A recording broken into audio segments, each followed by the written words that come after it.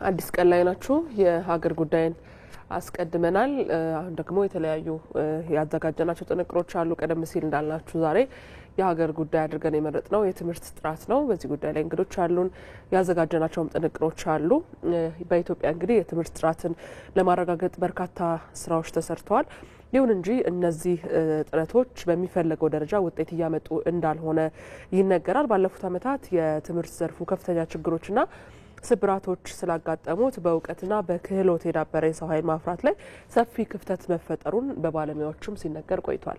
አዎ እንግዲህ እንደሚታወቀው በኢትዮጵያ ያለው የትምህርት ጥራት ችግር የአንድ ወገን ችግር አለመሆኑ በየጊዜው ይነገራል። በርካታ ችግሮች እንዳሉበትም ነው የሚነገረው። ይህንን የጥራት ያለው የትምህርት ስርዓት ዘርግቶ ተግባራዊ ለማድረግ ደግሞ የተለያዩ ስራዎች እየተሰሩ መሆኑ የሚታወቅ ነው። እንደ ፊንላንድ ያሉ ሀገራት በሀገራቸው የነዳጅ ምርት ሳይኖር ነገር ግን የትምህርት ስርዓታቸውን በማዘመን እድገት ማስመዝገብ እንደቻሉ ለአብነት ማንሳት ይቻላል። ሆነስ ነው እንግዲህ ትምህርት ቤቶችን መገንባት የትምህርት መሰረተ ልማቶችን ማሟላት እንዲሁም ደግሞ በቅድመ መደበኛ ተማሪዎች ላይ መስራት ሀገራዊ የትምህርት ስብራቱን ለመጠገን አንደኛው መፍትሄ እንደሆነ ይነገራል። በተለይ አሁን ደግሞ ከክፍል ማለፍ ብቻ ወይ ደግሞ የሚመረቅ ከዩኒቨርሲቲ ተመርቆ የሚወጣ ተማሪን ብቻ ትኩረት ያደረገ የትምህርት ስርዓት ወይ አካሄድ ነበረ ስንከተል የነበረው ሲሉ ባለሙያዎች ያነሳሉ። ይህንን ችግርም ለመቅረፍ ደግሞ ከስር ጀምሮ መሰራት እንዳለበት የኩረጃን የሚጸየፍ ትውልድ ከኩረጃ ነፃ የሆነ ትውልድ እንደዚሁ ለመፍጠርና ለትምህርት ያለው ራሱ አረዳድ እንዲቀየር በተለያዩ ጊዜያት አሁን ምንሰማቸው ነገሮች ናቸው ሁላችንም መስካሪ መሆን እንችላለን። ነገር ግን ደግሞ በጥናት ላይ የተደገፉ መረጃዎች እንደሚያሳዩት አሁን ላይ ለትምህርት ያለው ግንዛቤና ለትምህርት ያለው ፍላጎት ለማስተካከል እንደዚሁ የትምህርት ጥራት ላይ በደንብ ሊሰራ እንደሚገባም እንደዚሁ ይነሳል። አዎ በተከታታይ ጊዜ ከቅርብ ጊዜ ወዲህ ስንመለከተው የ12ኛ ክፍል ሀገር አቀፍ ፈተና ተፈትነው ወደ ዩኒቨርሲቲ ለመግባት የሚጥሩ ተማሪዎች ቁጥር ከጊዜ ወደ ጊዜ እየቀነሰ መምጣቱ ይታወቃል። ይህም ችግሩ የቆየ የትምህርት ጥራት ችግር መሆኑ ይታወቃል። የትምህርት ጥራት መጓደል ደግሞ በርካታ ምክንያቶች አሉት። ከነዚህ ምክንያቶች መካከል የትምህርት ቤቶች የመሰረተ ልማት አለመሟላት አንዱ እንደሆነ ይገለጻል። እንዲሁም ከአስተማሪዎች ጋር የተያያዘ የስልጠና ብቁ አለመሆን ጋር ተያይዞ የሚነሱ ነገሮች አሉ። በርካታ ምክንያቶች ቢኖሩም እነዚህን በርካታ ምክንያቶች ግን መፍታት የሚቻለው በጋራ ጥረት ሲደረግ ነው። የተማሪዎች የወላጆችና የአስተማሪዎች ጥረትም አስፈላጊ መሆኑ በተለያየ ጊዜ ይነሳል። ኢቢሲም ዛሬ እንግዲህ በሀገር ጉዳይ ይህንን አጀንዳ አድርጎ ሲመርጠው የራሱ የሆኑ ምክንያቶች አሉት። አንደኛው የትምህርት ጥራትን ለማረጋገጥ በሚደረገው ጥረት ውስጥ የሚመለከታቸው አካላት በትኩረት እንዲሰሩና የሚፈለገው የትምህርት ጥራት እንዲመጣ ካለው አላማ ነው። ሁለተኛ ደግሞ የትምህርት ጥራትን ለማምጣት አካታችነት፣ ግልጸኝነትና ተጠያቂነት ያለው ደህንነቱ የተጠበቀ የትምህርት ስርዓት በሀገሪቱ እንዲኖር ካለው አላማ የተነሳ ዛሬ የሀገር ጉዳይ አድርጎ ጉዳዩን ይዘታል። አዎ ያዘጋጀናቸው ጥንቅሮች አሉ ወደዛ ነው የምናልፈው። በሀገር አቀፍ ደረጃ የትምህርት ጥራትን ለማረጋገጥ ዋነኛ መሰረቶች ከሚባሉት ጉዳዮች አንዱ ትምህርት ቤቶች ደረጃቸውን የጠበቁ መሆናቸው እንደሆነ ይገለጻል።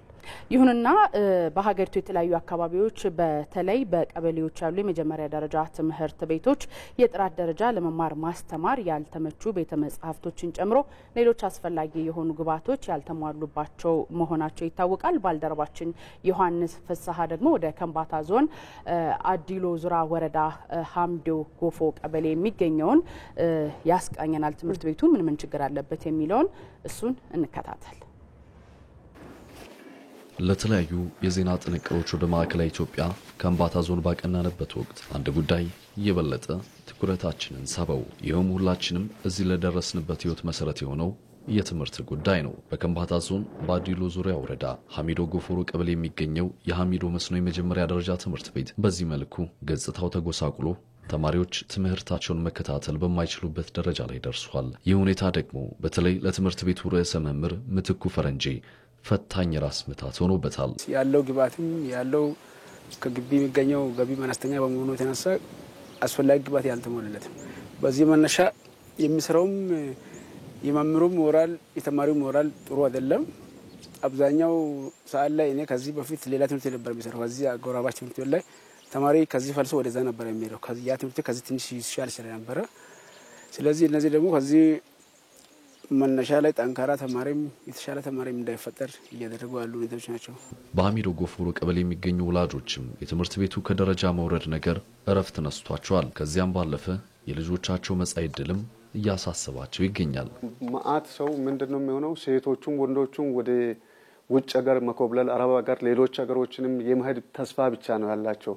ሌሎቹ ደግሞ እዚሁ አካባቢ እንደዚህ ይሄ የድንጋይ ካባ ምናምን ላይ ህፃናት ራሱ ባይገርማችሁ ሄዳችሁ ብታዩ አሁን ይሄ ሴሌክት ማቴሪያል ምናምን ለመጫን አንድ ጊዜ ሲኖትራክ ገብቶ ክላክ ሲያደርግ ከትምህርት ቤትም በኖ ወጥቶ ወደዛ ይሄዳሉ። እና ይሄ እንዳይሆን በደንብ መስራት ያስፈልጋል። እዚህ አካባቢ በተለይ በትምህርት ዙሪያ ላይ በደንብ መሰራት ያለበት አካባቢ ነው።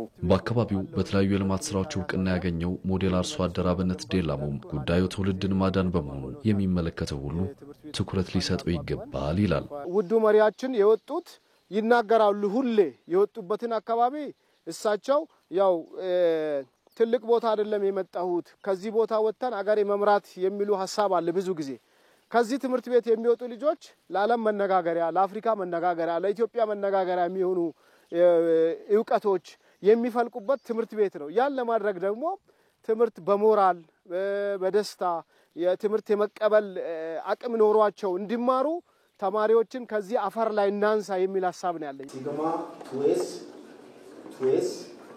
ሲግማ አንታይቦዲ ቱኤስ ፓይቶፒዋል ይህኛው በከምባታ ዞን ዱራሜ ከተማ የሚገኘው በየዓመቱ አንድም ተማሪ የማይወድቅበት የሂጋ ሞዴል አዳሪ ትምህርት ቤት ደግሞ የዞኑ ሌላኛው ገጽታ ነው። በዚህ አዳሪ ትምህርት ቤት የተሻለ ከፍተኛ ውጤት ማን ያስመዘግባል እንጂ መውደቅን ማን አስቦት? የዚህ ውጤት መገኘት ምክንያቱ ምን ይሆን? ተመስገን ዳንኤል የሂጋ ሞዴል አዳሪ ትምህርት ቤት ርዕሰ መምህር ናቸው። ተማሪዎች ማይሰሩ ከሆነ ምተኙ ከሆነ ትርፍ ሰዓት የሚበዛ ከሆነ ዲስግሬድ ያደርጋሉ። ይህንን ያው በጣም ኮች ስለሚደረጉ በቅርበት ስለምንከታተላቸው እንደዚህ አይነት ነገር እንዳይኖር ይደረጋል። ሁለተኛ የመምህራን ኮሚትመንት ነው። እዚህ ትምህርት ቤት መምህራን የተማሪዎቻቸውን ውጤት ለማየት እጅግ ጓጓሉ። የመምህራን ኮሚትመንት፣ የትምህርት አስተዳደሩ ክትትል፣ ድጋፍ፣ ምክር የት እንደደረሱ በውጤትም በስነ ምግባርም ምን ደረጃ ላይ አሉ ልጆች የሚለውን ነገር ዕለት ዕለት ክትትል ማድረግ ያስፈልጋል። እነዚህ በጣም ወሳኝ ጉዳዮች ናቸው። የአሚዶ መስኖ የመጀመሪያ ደረጃ ትምህርት ቤት ያጋጠመውን ችግር ጨምሮ በዞኑ የትምህርት ጥራትን ለማረጋገጥ ምን እየተሰራ ነው ስንል የዞኑን ትምህርት መምሪያ ጠይቀናል። ይሄ ከትምህርት ፍትሃዊነትና ተደራሽነት አንፃር በጣም በስፋት ተሰርቷል። ግን ኳሊቲ ኦፍ ኤዱኬሽን ላይ ገና መስራት እንደሚጠበቅብን የሚያሳየን ብዙ ነገር አለ። ምክንያቱም ስቲል እንደ ሀገርም እንደ ክልልም እንደ ዞንም ስንመጣ በአገር አቀፍ ደረጃ እያሳለፍን ያለው የተማሪዎች ቁጥር ከ5% በታች ነው።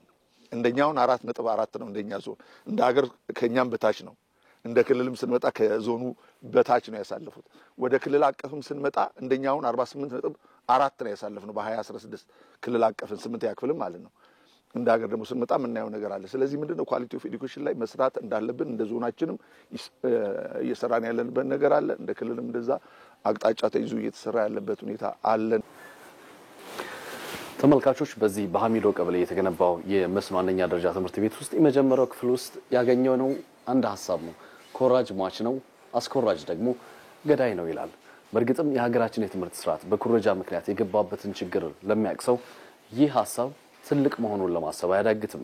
በእርግጥም በትምህርት ስርዓቱ ያጋጠሙትን ችግሮች ለመፍታት ኩረጃ ማስወገድ አንዱ ቢሆንም እንደነዚህ አይነት ከደረጃ በታች ያሉ ትምህርት ቤቶችን ደረጃ ማሻሻል ለነገ የማይሰጥ ጉዳይ ነው። ለኢቲቪ ዘገባ ዮሐንስ ፍሳ ከአዲሎ ዙሪያ ወረዳ አሚዶ ቀበሌ። ኢትዮጵያ ባለፉት ዓመታት ስትከተለው የነበረው የትምህርት ስርዓት ጥራትን ያላገናዘበ ተደራሽነት መሆኑ ዘርፉን ጎድቶታል ሲሉ የፖሊሲ ጥናት ኢንስቲትዩት ዳይሬክተር አቶ ፍቃዱ ጸጋ ተናግረዋል። ትምህርት ሚኒስቴር ፖሊሲዎችን በማውጣት ለትምህርት ጥራት እየሰራው ነው ሲል ገልጿል። መቅደላዊት ይህንን ዘገባ አንቺን ያዘጋጀሽው እሱን ተከታትለን እንመለስ። የፖሊሲ ጥናት ኢንስቲትዩት በ2016 ዓ.ም ሀገር አቀፍ የተማሪዎች ውጤትን በተመለከተ ግምገማ ሲያካሄድ ቆይቷል። ኢትዮጵያ ባለፉት ዓመታት ስትከተለው የነበረው የትምህርት ስርዓት ጥራትን ያላገናዘበ ተደራሽነትና የተማሪዎችን ከክፍል ክፍል መሻገር ብቻ መሰረት ያደረገ መሆኑን የትምህርት ዘርፉን እንደጎዳው የኢትዮጵያ ፖሊሲ ጥናት ኢንስቲትዩት ዳይሬክተር አቶ ፍቃዱ ጸጋ ተናግረዋል። የስራ ዕድል እጦትና ከዩኒቨርሲቲ ምሩቃን ዝቅተኛ ደሞዝ የተነሳ በወላጆችና በማህበረሰቡ ዘንድ ለትምህርት የተሰጠው ዝቅተኛ አመለካከት ሌላው ምክንያት እንደሆነ ጥናቱ አሳይቷል። ከዚህ ባለፈ ይህ ጥናት እንደሚያሳየው የኢትዮጵያ የትምህርት ስርዓት በትምህርት ቤት በመማር ለሚገኙ የመማር ውጤት ለርኒንግ አውትካም እምብዛም ትኩረት የሚሰጥ ሆኖ አልተገኘም። የትምህርት ስርዓቱ በውጤት ላይ ከማተኮር ይልቅ ቁጥራዊ ለሆኑ ጉዳዮች ማለትም እንደ ምዝገባ፣ የክፍል ደረጃ፣ ዝውውር፣ ምረቃ ላሉ ጉዳዮች ትኩረት መስጠቱ ጥናቱ አመላክቷል። እነዚህ ስራዎች ደግሞ ቁጥርን እንጂ ተማሪው በትክክል የሚጠበቅበትን የመማር ውጤት ወይም ለርኒንግ አውትካም አምጥቷል አላመጣም የሚለውን አይለኩም። የመማር ውጤት የምንለው ተማሪዎቹ እንዲያውቁት፣ የተማሪዎች ስኪል በትምህርት እንዲዴቨሎፕ እንዲደረግ፣ የተማሪዎች አቲቲዩድ የምንለው ነገር ቢሄቪየር እንዲቀየር፣ ዲሲፕሊን እንዲቀየር፣ ሃርድ ወንጌል ኮምፒቴንት እንዲሆኑ ኳሊቲ የሆነ ሰውን ከመፍጠር አንፃር ሬዲ አይደለም። አሁን ትምህርት አጠቃላይ የትምህርት ስርዓታችን እዛ ጋር ፌል እንዳደረገ የኛ ጥናት እንደውም በጣም ትልጎላ አድርጎ ያሳየው አዲሱ ፈተና አሰጣጥ ስርዓት የሚያሳየን አጠቃላይ የትምህርት ስርዓታችን ላይ ኳሊቲ ጋፕ እንዳለን በደንብ ሰፋ አድርጎ የሚያሳየን እሱ ነው። ስለዚህ የኳሊቲ ሹ ብለን ስናወራ ከመሐምራን ዝግጅትና ከመሐምራን ብቃት ጀምሮ ከካርኩሌሙ ጋር ጀምሮ አጠቃላይ ትምህርት ስርዓታችን በቃ ክላስን ከአንደኛ ወደ ሁለተኛ ከሁለተኛ ወደ ሶስተኛ ከመቁጠር ባለፈ ያ የሚያልፈው ሰው ምን አወቀ፣ ምን ነገርን ዲቨሎፕ አደረገ፣ ምን አቲቲዩዶች ተቀይሯል የሚለውን ነገር ለርኒንግ አውትካም የምንላቸው የመማር ውጤት የምንላቸው ነገሮች ላይ ትኩረት አድርገን እንደማንሰራ እንዲያገርም እሱን በደንብ ያሳያል። የትምህርት ሚኒስትር ዴኤታ ኮራ ጡሽኔ የትምህርት ውጤት ዝቅ ሲል ችግሩ ከአንድ ወገን ብቻ ሊታይ ስለማይገባ ከቤተሰብ እስከ መንግስት ሊሰሩበት ይገባል ብለዋል። እንደ ማህበረሰብ ለትምህርት የተሰጠው ያለው ቫልዩ መታየት አለበት። ትምህርት ውጤቱ ዝቅ ሲል የአንድ አካል የአንድ ወገን ስራ ዝቅተኛ መሆን ሳይሆን እንደ ስርዓት ብዙ መታየት ያለበት ከትምህርት ስርዓቱ አንስቶ ትምህርት ቤቶች፣ የትምህርት ተቋማቶች፣ የትምህርት ቤት አስተዳዳሪዎች፣ መንግስትንም ጭምር ማህበረሰቡና ቤተሰብን ጭምር በጋራ መስራት የሚጠይቅ ጉዳይ እንደሆነ ነው በዚህ ምርምር የታየው። የኢትዮጵያ ፖሊሲ ጥናት ኢንስቲትዩት ባደረገው ጥናት መሰረት የመምህራን ስልጠና ከተማሪዎች ውጤት ጋር ማመጣጠን የተማሪዎችን የመማር ፍላጎት መጨመርና መሰል መፍትሄዎችን አመላክቷል። ይህ ጥናት ይበልጥ ውጤታማ የሆነ የፈተና አስተዳደር ስርዓት መዘርጋትን፣ የትምህርት ቤቶችን መሰረት ልማትን ማሟላትን፣ የመምህራን ድጋፍ ስርዓትን እና የተማሪዎችን ተነሳሽነት ማሻሻል የበለጠ ምቹ የትምህርት አካባቢ መፍጠር እንደሚቻል ይመክራል። ጥናቱ የትምህርት ስርዓቱ ከትምህርት ውጤቶች ጋር መተሳሰር እንዳለበት ያስገነዝባል። እንዲሁም ጥሩ የፈተና ስርዓትና የትምህርት ባለሙያዎች እንዲኖሩት ያሳስባል። የመምህራንም ስልጠና ከተማሪዎች የትምህርት ውጤቶች ጋር ማመጣጠን የበለጠ ጠንካራና ውጤታማ የትምህርት አካባቢ እንደሚፈጥር ጥናቱ ያመላከተ ሲሆን በተጨማሪም የትምህርት ስርዓቱ የተማሪዎችን የፈተና አፈጻጸም፣ የትምህርት ጥራትና በአገሪቱ ያለውን የትምህርት ውጤት ለማሻሻል ለዝቅተኛ ደረጃዎች የበለጠ ትኩረት መስጠት እንደሚገባው ያሳስባል። እንደ ችግሩ ስፋት በርካታ ስራዎች የሚያስፈልጉት ቢሆንም እንደ ትምህርት ሚኒስቴር ግን ፖሊሲዎችን ከማውጣት ጀምሮ የመምህራን ስልጠና መርሃ ግብሮችን እያዘጋጀ ነው ሲሉ ሚኒስትር ዴኤታው ኮራ ጡሽኔ ተናግረዋል። ብዙ ስራ ይፈልጋል።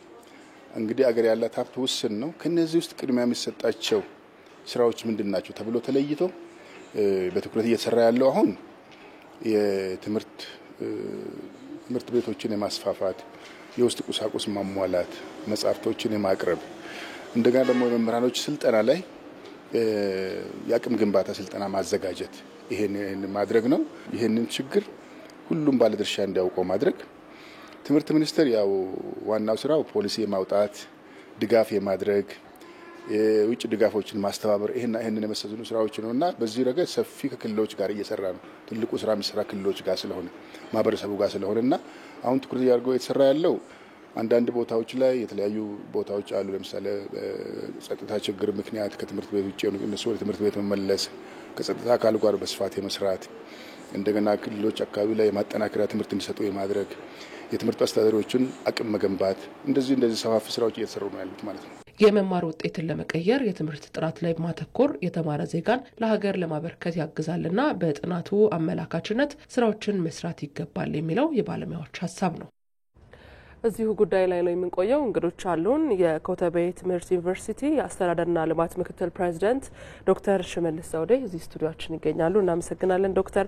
እንዲሁም ደግሞ በቀጥታ መስመራችን ከቢሾፍቱ በትምህርት ሚኒስቴር የትምህርት ፕሮግራሞችና ጥራት ማሻሻል መሪ ስራ አስፈጻሚ ዶክተር ዮሐንስ ወጋሶ ይገኛሉ። እናመሰግናለን ዶክተር።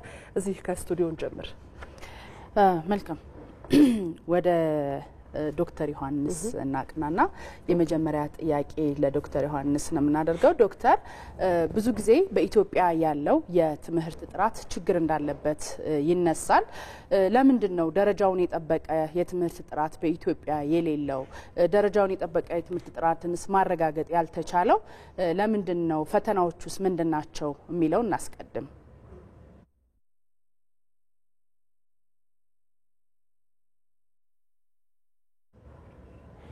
ወደ ኋላ ላይ እንመለሳለን። ወደ ዶክተር ሽመልስ ተመሳሳይ ጥያቄ ነው የምናነሳው ዶክተር። እንግዲህ ቀደም ሲል የሄዱትን ጥንቅሮች አይተናቸዋል። ትምህርት ሚኒስቴርም ችግሩን ለመቅረፍ እየሰራ እንደሆነ በተለያዩ ጊዜያት ይናገራልና የትምህርት ጥራትን በሚፈለገው ደረጃ ለማረጋገጥ ያልተቻለው ለምንድን ነው? ምክንያቶቹ ምንድን ናቸው ማለት ይቻላል? ኦኬ፣ እንግዲህ የትምህርት ጥራትን በተመለከተ ሀሳብ ለመስጠት ሰፊ የሆነ ጥናት ማድረግ ያስፈልጋል። ነገር ግን ከዚህ በፊት የተጠኑ ጥናቶችን በትምህርት ሚኒስቴርም ይሁን በሌሎች አካላት የተጠኑ ጥናቶችን መነሻ በማድረግ እንዲሁም ከራሴ ግንዛቤና ከራሴ ኦብዘርቬሽን የምላቸው ነገሮች ይኖራሉ። እንግዲህ የትምህርት ጥራት በርካታ ጉዳዮችን ያካትታል። የትምህርት ጥራት ስንል ከግብአት ጀምሮ የትምህርት ጥራት ላይ የሚሰሩ ስራዎች ትምህርቱን ጥራት በማስጠበቅ በኩል የራሳቸው ሚና ይጫወታሉ። ስለዚህ ከግብአት አንጻር ስናይ የትምህርት መሰረተ ልማቶች ምን ይመስላሉ የሚለው ነገር በደንብ በአግባቡ ማየት ያስፈልጋል። እንግዲህ በሀገራችን ከኢኮኖሚው አንጻር አስፈላጊውን ግብአት ከማሟላት አንጻር በርካታ ክፍተቶች እንዳሉ የሚያመላክቱ ጉዳዮች አሉ። ሌላው ከመምህራን አንጻር ነው ሊታይ የሚገባው። መምህራን በበቂ ሁኔታ እንዲሁም በብቁና ተነሳሽነት ባላቸው መልኩ የማዘጋጀቱ ስራ ላይ አሁንም ክፍተቶች ይታያሉ። ምክንያቱም እንግዲህ ለመምህራን ብቃት አስተዋጽኦ የሚያደርጉ በርካታ ጉዳዮች አሉ። ከነዚህ መካከል በበቂ ሁኔታ በየዩኒቨርሲቲው በየትምህርት ተቋማቱ የማዘጋጀት ስራ አንዱ ሲሆን፣ ሌላው ደግሞ እንግዲህ ከኑሮውም ከምንም ጋር ተገናኝቶ የተነሳሽነት ችግሮችን የምናስተውልበት ሁኔታ አለ። ሌላው ስርዓተ ትምህርት ነው። እንግዲህ ስርዓተ ትምህርታችን እንደሚታወቀው በአብዛኛው መረጃ ላይ ፎከስ ያደረገ ስለሆነ መረጃ ላይ ፎከስ ማድረጉ በራሱ የሆነ በተማሪውም በመምህሩም ላይ የራሱ የሆነ ጫናዎችን የፈጠረበት ሁኔታ አለ። ይሄንን በተግባር የሚፈተን አይነት ስርዓተ ትምህርት ወደዛ መሄድ እንዳለብን የሚያመላክቱ ጉዳዮች አሉ። ሌላ ተማሪና ወላጅ አካባቢ ያለው ጉዳይ ነው። እንግዲህ በአሁኑ ጊዜ እንደሚታወቀው ምናልባት በተለያዩ ምክንያቶች የተማሪውም የወላጁም ለትምህርት ያለው ትኩረት በእጅጉ እየቀነሰ የመጣበት ሁኔታ የምናስተውልበት ሁኔታ አለ። እንዲሁም የትምህርት አመራርም ጭምር የትምህርት አመራር ሙያ ነው በራሱ። ትምህርትን መምራት የሚችሉ ባለሙያዎች ትምህርት ቤቶችን መምራት ይኖርባቸዋል። አሁን ግን ካለው መጥረት አንጻር የትምህርት አመራር በተገቢው ሰዎች እየተመራ ነው ማለት የምንችልበት ሁኔታ አይኖርም። ሌላ እንግዲህ ከግብአት ባለፈ ደግሞ የመማር ማስተማር ስርዓቱ በክፍል ውስጥ እንዴት ነው የሚካሄደው የሚለው ነገር አንዱ የትምህርት ጥራትን ከሚያጎሉ ጉዳዮች አንዱ ነው። እንግዲህ መምህሩ የራሱ የዝግጅት ችግር አለበት። ያንን ወደ ተግባር በሚወስድበት ጊዜ ደግሞ በክፍል ውስጥ በርካታ ችግሮች ይስተዋላሉ። በአግባቡ ትምህርትን የመስጠት ተማሪውን ኢንጌጅ ማድረግ የመሳሰሉት ጉዳዮች ያሉትን የትምህርት ግብአቶች በአግባቡ የመጠቀም ላይ ክፍተቶች ይስተዋላሉ።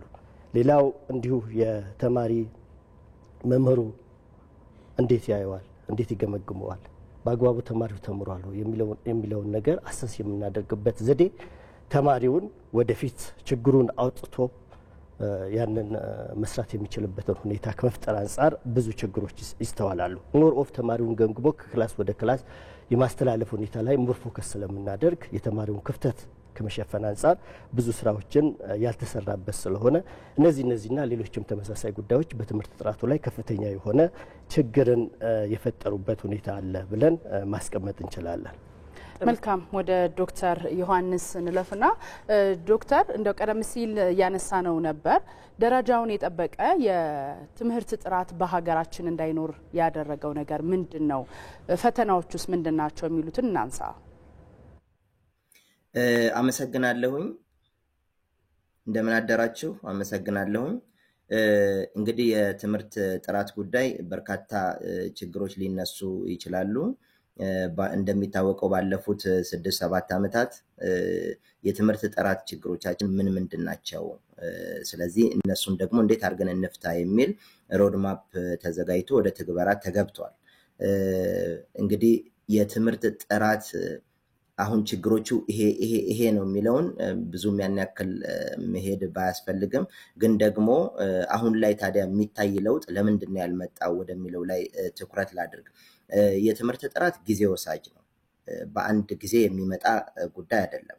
እየተሰሩ ያሉ የትምህርት ስራዎች በጣም በርካታ ናቸው። እነዚህ ስራዎች ደግሞ ዛሬ ላይ አይደለም ለውጥ የሚታዩት ከ4-5 ዓመታት ጊዜ ይወስዳሉ። ምክንያቱም ለምሳሌ ታች ላይ የጀመርናቸው ስራዎች እነዛ ልጆች አንደኛ ደረጃ ሲያጠናቅቁ ነው ውጤታቸው የሚታየው። አንደኛ ደረጃ ላይ እየሰራን ያለነው ስራ ልጆች ሁለተኛ ደረጃን ሲያጠናቅቁ ነው ውጤቱ የሚታየውና የተወሰነ ጊዜ ወሳጅ ነው የሚል ነገር አለኝ። እሱ እንደተጠበቀ ሆኖ ግን ደግሞ አሁንም ወደ ትግበራ በሚገባ ጊዜ ውጫዊና ውስጣዊ የምንላቸው ተግዳሮቶች አሉ። አንዱ የትምህርትን ጥራት ያመጣል ብለን ወደ ትግበራ የገባንባቸው ኢኒሼቲቮች፣ ስትራቴጂዎች፣ ስልቶች በሚፈለገው ልክ መሬት ላይ እንዳይወርድ ውጫዊ ተግዳሮቶች ያልናቸው ጉዳዮች አሉ። አንዱ ቅድምም ሲጠቀስ እንደነበረው የተማሪዎች ለመማር ያላቸው አፒታይት አነስተኛ መሆን። ይሄ ከምን ጋር ነው የሚያያዘው? በዋነኛነት ከስራ ከኢምፕሎይመንት ጋር ይያያዛል። እንግዲህ እንደሚታወቀው ግራጁዌትስ ከወጡ በኋላ በ3 ትልልቅ ቻናሎች ይጠብቋቸዋል። የመንግስት መዋቅር ውስጥ ስራ ማግኘት ይፈልጋሉ፣ የመንግስታዊ ያልሆኑ ተቋማት ላይ፣ የግሉ ዘርፍ ላይ እና በራሳቸውም ደግሞ ስራ መፍጠር። ከዚህ አንጻር እንደነዚህ አይነት ክፍተቶች ታች ያለው ተማሪ ለመማር ያለውን አፒታይት በተወሰነ መልኩ ዝቅ አድርጎታል። እንግዲህ ብዙ ኢኒሼቲቮቻችን ውጤታማ እንዳይሆኑ ከሚያደርጉ የውጫዊ ተግዳሮቶች አንዱ ይሄ ነው። ሌላው ግጭት ነው። አንዳንድ አካባቢዎች ላይ ያለው ግጭት ትምህርት ቤቶች ፕሮፐርሊ ፋንክሽን እንዳያደርጉ፣ ሰላማዊ መማር ማስተማር ሂደት እንዳይኖር ያደርገዋል። ሌላው በተፈጥሮ አደጋም እንደዚሁ ቻሌንጆች አሉ። ተያይዞም ደግሞ ከሶሺዮ ኢኮኖሚክ ስታተስም ጋር ተያይዞ በተለይ ካሽ ክሮፕ ኤሪያዎች ላይ ያሉ ህፃናትም ወጣቶችም ከትምህርት ቤት ይልቅ አሁን ላይ በሚያዩት ገቢ ላይ ፎከስ አድርገው ከትምህርት መቅረት ዝንባሌዎች ይታያሉ። እነዚህ ውጫዊ ተግዳሮቶች አሁንም ወደምንፈልገው ከፍታ ላይ እንዳንደርስ እንቅፋት ይሆናሉ ብለን የለየናቸው ናቸው። ኦፍ ኮርስ ውስጣዊም የምንላቸው ኢሹዎች አሁንም አሉ። ለምሳሌ የትምህርት መዋቅሩ የመፈጸምና የማስፈጸም አቅም ውስንነት፣ ከላይ እስከ ትምህርት ቤት ድረስ ያለው አቅምም ውስን መሆን፣ ትልልቅ ስትራቴጂዎችን አዘጋጅተን ወደ ትግበራ እየገባን ነው። በሚፈለገው ልክ ግን ከመሄድ አንጻር እሱም ክፍተቶች አሉን። ሌላው አደረጃጀቶቻችን የተናበቡ አለመሆን፣ ትምህርት ሚኒስቴር፣ ክልል ትምህርት ቢሮ፣ ዞን ትምህርት መምሪያ፣ ወረዳ ትምህርት ጽሕፈት ቤት በሚፈለገው ልክ ተመሳሳይ የሚናበቡ አደረጃጀት ይዞ ከመሄድም አንጻር እንደዚሁ ውስጣዊ ክፍተቶቻችን ብለን የለየናቸው ናቸው። በዘመቻ ስራዎች ላይ ደግሞ ራስን ቢዚ ማድረግ፣ ሁልጊዜ ዘመቻ እሳት ማጥፋት ላይ ፎከስ ማድረግ፣ ስትራቴጂካሊ ተነጎዳያን አሻግሮ አይቶ መስራት ላይ እንደዚሁ ክፍተቶች አሉን። የትምህርት ቤቶቻችንም አገልግሎት አሰጣጣቸው አነስተኛ ነው በተለያየ ምክንያት። እነዚህ እንግዲህ የውስጣዊ ተግዳሮቶች ብለን የለየናቸው ናቸው። ግን እነዚህን አሁን የጀመርናቸው ስትራቴጂዎች እነዚህን ጉዳዮችን ሊፈታ በሚችል መልኩ እያሻሻልን የምንሄድ ነው የሚሆነው። ዶክተር እንዲያው እዚህ ላይ ችግሮቹ ውስጣዊና ውጫዊ ተብለው ከተለዩ ለምንድን ነው መፍታት ያልተቻለው? አሁንም ድረስ የትምህርት ጥራቱ ላይ ችግሩ ጎልቶ እየታየ የሚገኘው ለምንድን ነው መፍታት ያልተቻለው? እንግዲህ መፍታት ያልተቻለው ሳይሆን ችግሮችን እየፈታን ስንሄድ የሚገጥሙን ችግሮችን ነው እየጠቀስኩ ያለሁት። ለምሳሌ አንዱ ቅድም እንዳልኩት የመፈጸምና የማስፈጸም አቅም ውስንነት ያለውን እየተሰራ ነው ያለው። ሌላኛው ደግሞ ከትምህርት አደረጃጀት አለመናበብ ጋር ቅድም ያልኳቸውን ኢሹዎች አሁን እንደምታውቁት የሲቪል ሰርቪስ ሪፎርም እየተዘጋጀ ነው ያለው። ያ የሲቪል ሰርቪስ ሪፎርም ከፌዴራል እስከ ታች ድረስ ያለው መዋቅር የተናበበ እንዲሆን ያደርገዋል ብለን እናስባለን። ነገር ግን እየተሰሩ ያሉ ስራዎች ምንም ውጤት የላቸውም ማለት አይቻልም። the last 2 years ብቻ በሰራናቸው ስራዎች የተገኙ አበረታች ነገሮችንም መጥቀስ ያስፈልጋል። ለምሳሌ ቅድም ዶክመንተሪ ላይ እንዳያችሁት እንደ በከምባታ ጠምባሮ ዞን ያየነው አንድ ትምህርት ቤት የአንደኛ ደረጃ ትምህርት ቤት በጣም መሰረተ ልማቱ በጣም የተጎሳቆለ የተጎዳ ትምህርት ቤት አለ። እንደዛ አይነት ትምህርት ቤት ያሉን ኢትዮጵያ ውስጥ 90% ትምህርት ቤቶቻችን እንደዛ አይነት ነበሩ። አሁን ላይ በተለይ የሁለተኛ ደረጃ ትምህርት ቤቶቻችን ቀድሞ ከ17% ያልዘለሉ ትምህርት ቤቶች ብቻ ናቸው ደረጃቸውን የጠበቁት። አሁን ላይ ግን 35% ትምህርት ቤቶቻችን ደረጃቸውን ጠብቀዋል። ደረጃ መጠበቅ ማለት በግብአት የተሟላላቸው ግብአት መሰረተ ልማትን ይይዛል፣ መጽሐፍን ይይዛል፣ ተማሪ መቀመጫን ይይዛል፣ ላብራቶሪን ይይዛል፣ ላይብረሪን ይይዛል፣ መምህራኖችንም ይይዛል። ይሄን አንድ ነው። ሁለተኛው ደግሞ እነዚህን ግብአቶች በአግባቡ መጠቀም። ሶስተኛ ይሄንን ግብአት ተጠቅሞ የተማሪዎች ውጤት ላይ የሚታይ ለውጥን ሜጀር አድርገን ነው አንድ ትምህርት ቤት ደረጃውን ጠብቋል አልጠበቀም የምንለው። ስለዚህ ከነዚህ ፓራሜትሮች አንፃር ከዚህ በፊት ከነበሩን አሃዝ አሁን ላይ እጅግ በጣም እየተሻሻሉ የሄዱበት ሁኔታ አለ። ቀደም እንደጠቀስኩት የሁለተኛ ደረጃ ብቻ ከ17% ወደ 35% ማደግ ችሏል። አንደኛ ደረጃ ትምህርት ቤቶቻችን 7% ብቻ ነበሩ ደረጃቸውን የጠበቁት፣ አሁን ላይ ወደ 13% ከፍ ሊል ችሏል። ስለዚህ እነዚህ እየሰራን ያለናቸው ስራዎች ውጤት እያመጡ ነው ያሉት። በእርግጥ እነዚህ ውጤቶች ዛሬውኑ የተማሪዎች ውጤት ላይ 12ኛ ክፍል ማለፍ 8ኛ ክፍል ማለፍ ላይ ዛሬውኑ ላይታዩ ይችላሉ። 2-3 ዓመት በኋላ ግን አንጻራዊ መሻሻል በተማሪዎችም ውጤት ላይ እየተሻሻለ የሚሄድ ነው የሚሆነው። እንመለሳለን። እሺ ወደ ዶክተር ሽመልስ እንመለስና ቀደም ሲል ያነሷቸው ችግሮች አሉ። እርሶም የግብአት ችግር፣ የመምህራን ዝግጅት ማነስ ወይም ደግሞ የመማር ማስተማር ሂደቱ ላይ ራሱ ምን ያህል እንከታተላለን ተማሪዎችን የሚለውን ነገር አንስተዋል። የትምህርት ጥራት ላይ ደግሞ አንዱ ከሚነሱ ችግሮች መካከል የመምህራን አቅም ማነስ ወይ ደግሞ የዝግጅት ማነስ እንደሆነ ይነገራልና የአቅም ውስንነትን ለመቅረፍ የከፍተኛ ትምህርት ተቋማት ሚናቸው ምን መሆን አለበት ይላሉ? በጣም ጥሩ። እንግዲህ የመምህራን አቅም ስንል መምህራን አሁን ባለው ሁኔታ ምናልባት አንዳንድ ጥናቶች እንደሚያሳዩት ከሆነ የአቅም ማነስ ብቻ አይደለም፣ የተነሳሽነትም ችግር በአብዛኛው የሚስተዋል ነው። ስለዚህ እኔ ከፍተኛ ትምህርት ተቋም በተጨማሪ እንደ መንግስትም ደግሞ መስራት ያለባቸው እየተሰሩ ያሉ ስራዎችም አሉና ትምህርት በአጠቃላይ መወሰድ መቻል ያለበት አንድን ሀገር ለመቀየር መሰረት መሆኑንና ትውልድን ለማስቀጠል ዋናው ትምህርት መሆኑን መገንዘብ ያስፈልጋልና በዚህ በኩል መንግስት ከመምህራንም ጋር ከሚመለከታቸው አካላት ጋር ዛሬ ያለው ትውልድ መስዋዕትነት ከፍሎ ወደፊት የሚመጣውን ትውልድ ሀገር ለማስቀጠል እዛ ላይ መስራት እንዳለበት የጋራ ስምምነት መፍጠር አለበት ብዬ አስባለሁ እኔ። ስለዚህ መምህራን አሁን ባለው ሁኔታ የተነሳሽነት ችግር የመጣባቸው በርካታ ችግሮች ሊኖሩ ይችላሉ። የጥቅማ ጥቅም የሌሎች ጉዳዮች ሊሆኑ ይችላሉ። ደሞዝ በመጨመር ብቻ ተነሳሽነትን ማምጣት አይቻልም፣ ግልጽ ነው። ስለዚህ መምህራን ለትውልድ እንደሚሰሩ ዛሬ እነሱ እንደ ሻማ ቀልጠው የነገውን ትውልድ መፍጠር የሚችሉ ዜጎች መሆናቸውን ግንዛቤ በመውሰድ ለዚህ መንግስት ከፍተኛ የሆነ ግምትን በመስጠት ከመምህራን ጋር የጋራ ስምምነት መፍጠር ያስፈልጋል የሚል እምነት አለኝ በእኔ በኩል።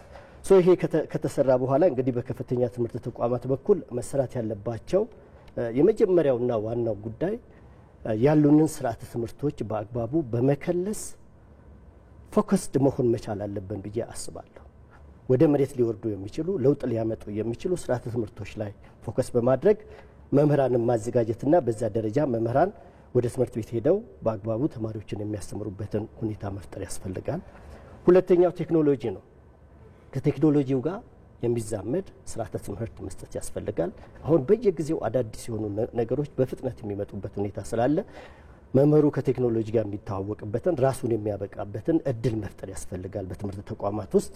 ሌላ የማስተማር ስነ ዘዴው ተማሪውን በአግባቡ ሊያበቃ በሚችል መምህሩ በቅቶ የማስተማር ስነ ዘዴው በዛ ደረጃ መምህር ለተማሪው እድል የሚፈጥር ለተማሪው መማር የሚችልበትን ሁኔታ የሚያመቻች መምህር መፍጠር ያስፈልጋል የሚል እምነት አለኝ።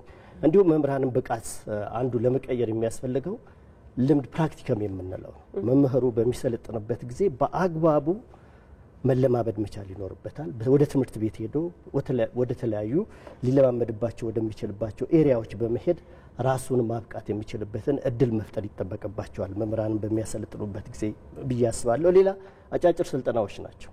አሁን እንደምናየው በየጊዜው ለውጦች አሉ። አዳዲስ ለውጦችን፣ አዳዲስ አሰራሮችን፣ አዳዲስ ሁኔታዎችን፣ አዳዲስ ኮንቴንቶችን፣ ግኝቶችን ለመምህሩ የማብቃት ለዛ ለመምህሩን ለማብቃት ተከታታይ የሆነ ስልጠናዎችን መስጠት ይጠበቅባቸዋል የሚል እምነት አለኝ ከፍተኛ ትምህርት ተቋማት። ይሄ በሚመጣበት ጊዜ ይሄ በሚሰራበት ጊዜ ከፍተኛ የሆነ ለውጥ ሊመጣ ይችላል የሚል እምነት አለኝ። ማጠቃለያ የተወሰነ አጠር አድርገው ዶክተር ሽመልስ ምን መሰራት አለበት የትምህርት ጥራቱንም ለማረጋገጥና የሚፈለገውን ጥራት ያለው ትምህርት ለመስጠት ብቁም ዜጋ ለማፍራት ምን መደረግ አለበት የሚለውን በዛው የማጠቃለያ ሀሳብ ይስጥ። ኦኬ፣ በጣም ጥሩ። እንግዲህ ቀደም እንደጠቀስኩት ነው ምናልባት የመጀመሪያው በትምህርት ጥራት ላይ ከፍተኛው ሚና የሚጫወቱት መምህራን ናቸው። ስለዚህ መምህራንን ከእውቀት አንጻር ከፍተኛ የሆነ ስራ መስራት ይኖርበታል ብዬ አስባለሁ። ከመጀመሪያ ዝግጅት ጀምሮ በተከታታይ ስልጠናዎች እየተሰጡ መምህራን የሚበቁበትን ሞራላቸው የሚገነባበትን ሁኔታ መፍጠር ያስፈልጋል። ኮሚትመንት ውስጥ ማስገባት ያስፈልጋል ብዬ አስባለሁ። ሌላ የትምህርት አመራር ነው። ከትምህርት አመራር አንጻር እንግዲህ ማንም ሰው ወይም ደግሞ አስተማሪ ስለሆነ ብቻ የትምህርት አመራር መሆን የለበትም ብዬ አስባለሁ። ሙያ ነው የትምህርት አመራር። ስለዚህ በሙያው የበቁ ትምህርት ቤቶችን መምራት የሚችሉ ዜጎችን መፍጠርና ትምህርትን በዛ ደረጃ ትምህርት ቤቶችን በዛ ደረጃ መምራት ያስፈልጋል የሚል እምነት አለኝ።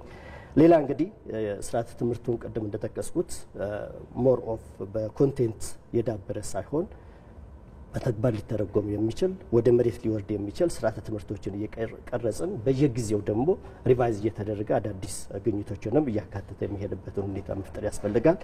ሌላ የትምህርት ግብዓት ቀደም እንደጠቀስኩት በቂ የሆነ የትምህርት ግብዓት ተማሪዎች የሚለማመዱባቸው እውቀት የሚያገኙባቸው እነዚህን አሰራሮች መፍጠር ያስፈልጋል። በወላጅ በኩልም መሰራት ያለባቸው ስራዎች አሉ የትምህርት ጥራትን ለማሻሻል። አሁን ባለው ሁኔታ እንግዲህ እንደምታዩት ምናልባት ልጁ ተምሮ ነገ ለውጥ ያመጣል ብሎ የሚያስብ ወላጅ በጣም ጥቂት እየሆነ መጥቷል። በዚህ በኩል ከፍተኛ የሆነ ችግር እየተፈጠረ ያለበት ሁኔታ አለ።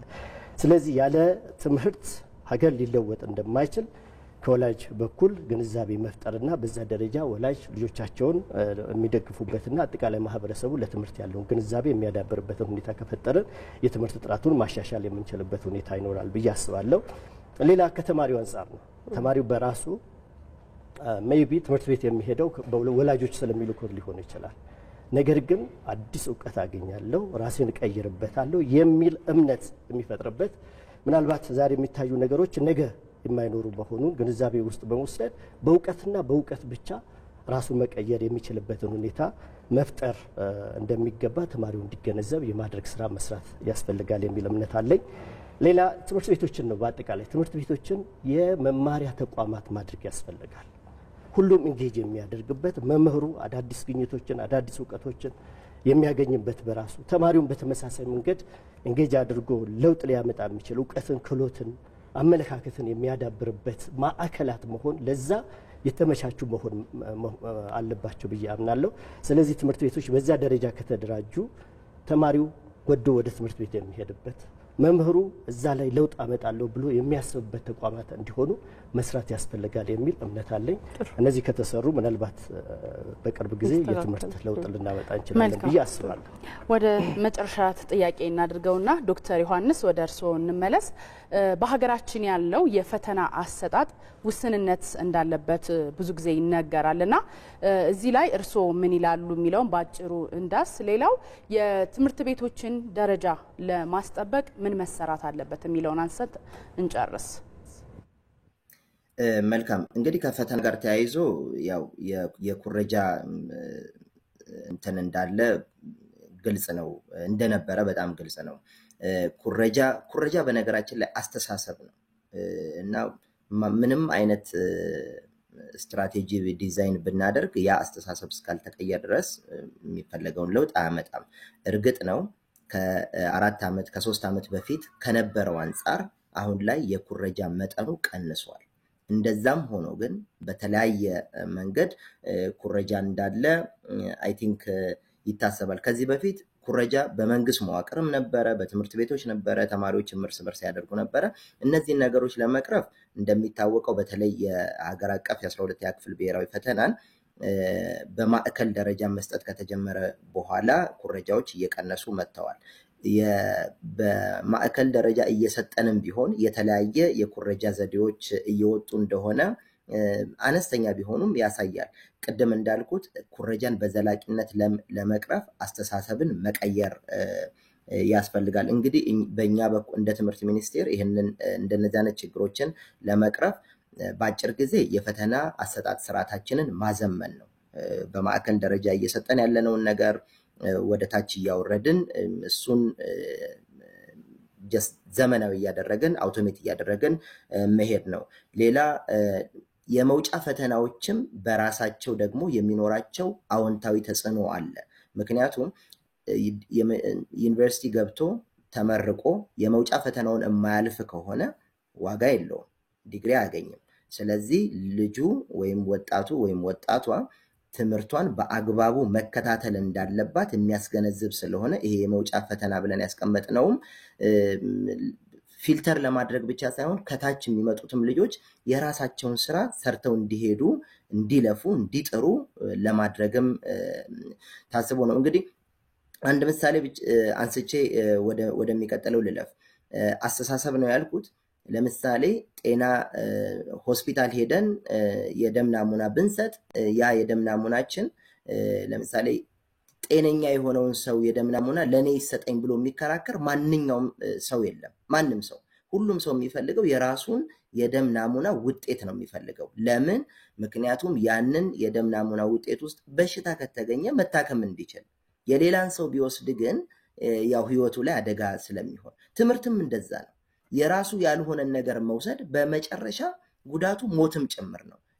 እሱን ብቻ ወይም እሷን ብቻም ሳይሆን ሌላኛውንም ይዞ መሄድ ነው እና አስተሳሰብን መቀየር መቻል አለብንና በዘላቂነት ሞራል ኤጁኬሽን ብለን ያመጣነው ትምህርት ዜጎችን የተሟላ ስብዕና እንዲኖራቸው ያደርጋል ብለን እናስባለን እና እነዚህ ነገሮች እያስቀጠልን እንሄዳለን።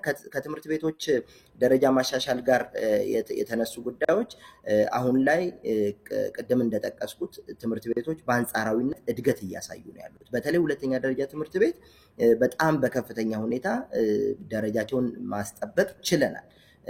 አሁንም ግን የሚቀሩን ስራዎች ግን አሉ። ስለዚህ እነዚህን እንትን ለማድረግ ለማስቀጠል የጀመርናቸው ስራዎች ውጤታማ መሆናቸውን ስለሚያሳይ እነሱን ስራዎች ማስቀጠል ነው። የጀመርነው ስራ አንዱ ትልቁ የትምህርት ለትውልድ እንቅስቃሴ ነው።